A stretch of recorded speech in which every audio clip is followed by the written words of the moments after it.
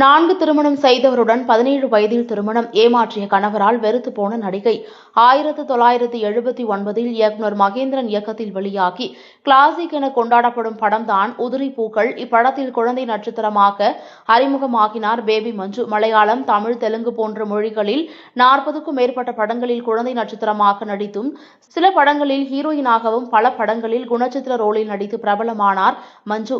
சித்தி, தீபம் போன்ற சீரியல்களிலும் நடித்துள்ளார். இதனையடுத்து கன்னட நடிகர் டைகர் பிரபாகர் என்பவரை திருமணம் செய்து கொண்டார். டைகர் பிரபாகர் ரஜினிகாந்தின் முத்து படத்தில் போலீஸ் ரோலில் நடித்திருப்பார். 17 வயது இருக்கும்போது நடிகை மஞ்சு 48 வயதான டைகர் பிரபாகரை திருமணம் செய்து கொண்டார். அதன்பின் அவரது வாழ்க்கையில் எதிர்பாராத துயரங்கள் நிகழ்ந்தது. மஞ்சு அளித்த பேட்டி ஒன்றில், எனக்கு அப்போது 17 வயது, அதை கல்யாணம் என்று சொல்ல முடியாது. அவருடன் 1.5 வருடங்கள் இருந்தேன்.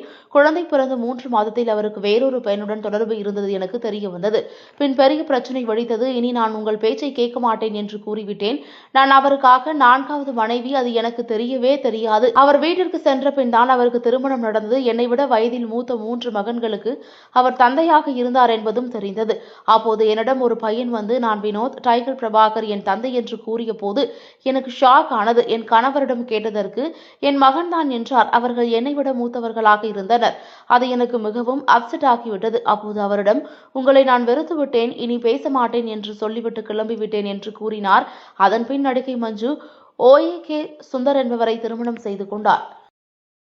Download ShareChat.